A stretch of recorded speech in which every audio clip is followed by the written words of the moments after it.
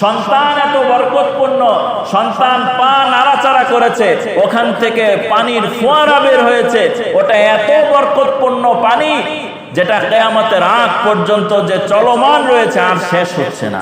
সুবহানাল্লাহ। হযরতে হাজরা আলাইহিস সালাতু ওয়াস সালাম যখন মক্কাতুল মুকাররমায় ছিলেন, ইব্রাহিম আলাইহিস সালাতু ওয়াস সালাম এখানে নাই। খাবার দাবার যখন শেষ হয়ে গেল, দুধের বাচ্চা, মায়ের স্তনের দুধ যখন শেষ হয়ে গেল, হযরতে হাজরা আলাইহিস সালাতু ওয়াস সালাম পানির সন্ধান করতে লাগলেন। মরুভূমির মধ্যে পানি কোথাও পাওয়া যায় না। হযরতে হাজরা আলাইহিস সালাতু ওয়াস সালাম একবার সাফা পাহাড়ের দিকে গেলেন, একটু উঁচা পাহাড়, ওখানে গিয়ে দেখতে পান যে আশেপাশে কোথাও পানি আছে কিনা। হাজরা দেখলেন ওখানে কোনো পানি নাই।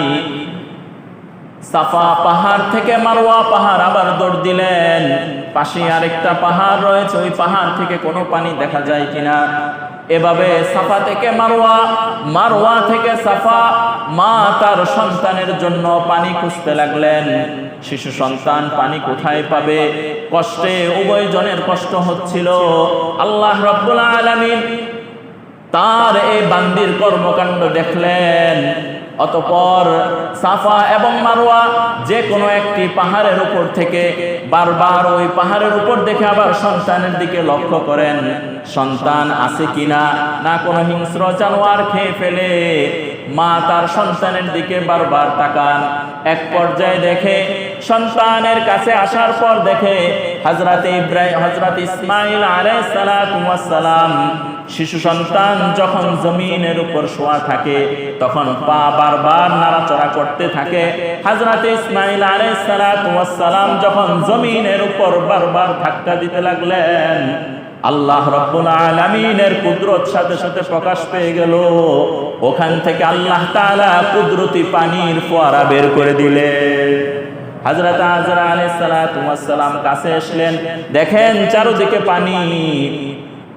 হযরত হাজরা আলাইহিস সালাতু ওয়াস সালামের ভাষা আরবি ছিল না, তারা ছিল সুরিয়ানি ভাষার লোক।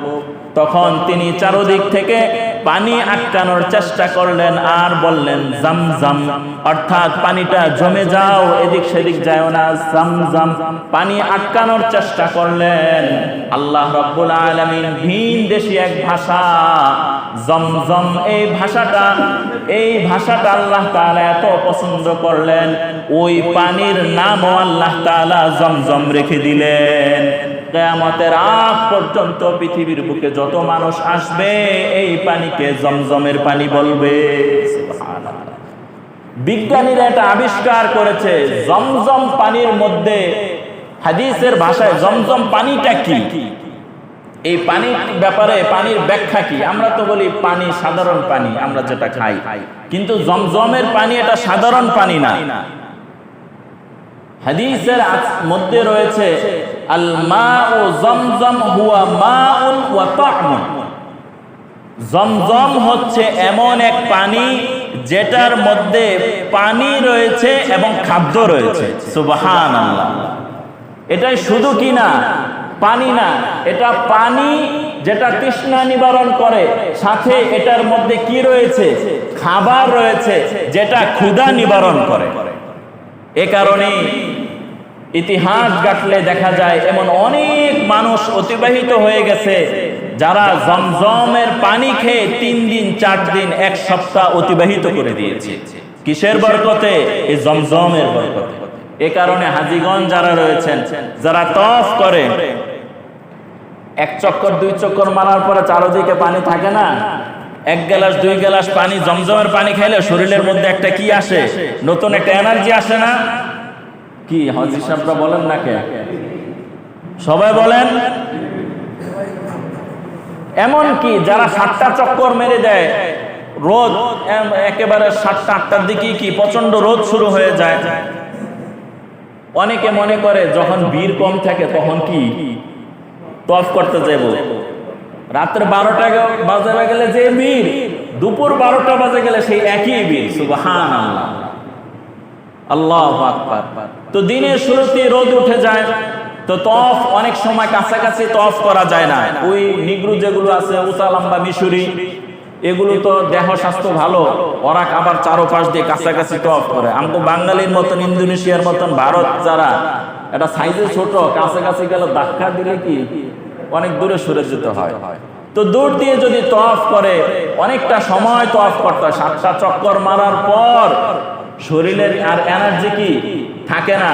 তখন যারা গাইডলাইন করে বলে যে 3-4 গ্লাস কি খেয়ে নেন, জমজমের পানি খেয়ে নেন।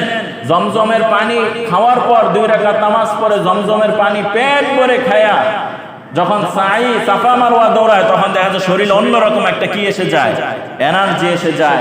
এটা কিসের বরকত? জমজমের বরকত। এই জমজম শুধু সাধারণ পানি নয়, এবং বিজ্ঞানীরা এই জমজম নিয়ে অনেক আবিষ্কার করেছে। যতই আবিষ্কার করেছে, যতই গবেষণা করেছে, এখন পর্যন্ত জমজমে পানি খেলে ক্ষতি এমন কোন রিপোর্ট আসে না। আলহামদুলিল্লাহ, যারাই গবেষণা করেছে জমজমের মধ্যে বরকত আর বরকত, জমজমের মধ্যে আল্লাহ তাআলার কুদরত আর কুদরত। এই কারণে যারা হাজী সাহেব বিদেশ থেকে আসবে হজ করে, অন্য কিছু চান বা না চান, একটু জমজমের পানি চাই।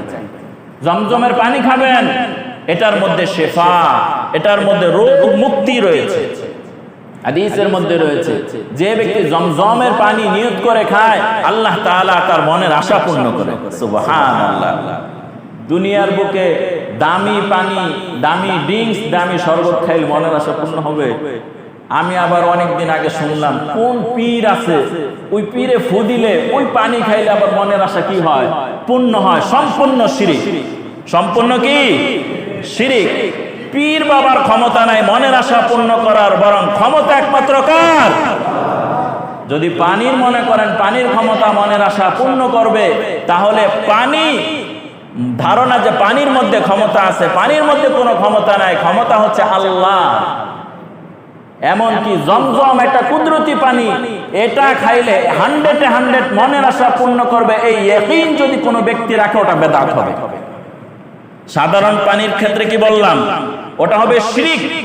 আর জমজমের পানি খাইলে 100 মনের আশা পূর্ণ হয়ে যাবে, এই আকীদা রাখলে ওটা কি হয়ে যাবে? বেদাত হয়ে যাবে। আল্লাহ রাসূল যতটুকু বলেছেন আমাদের শুধু অতটুকুই বিশ্বাস করতে হবে। এটা বরকতপূর্ণ পানি, এটা খেলে আমি হয়তো বা ভালো হতে পারি, বিশ্বাস এতটুকুই রাখতে হবে। একটু বাড়াইবেন, তখন একটু বাড়াইলে হবে বেদাত, আর একটু বাড়াইলে কি হয়ে যাবে? শিরিক। আল্লাহ তাআলা হেফাজত করে।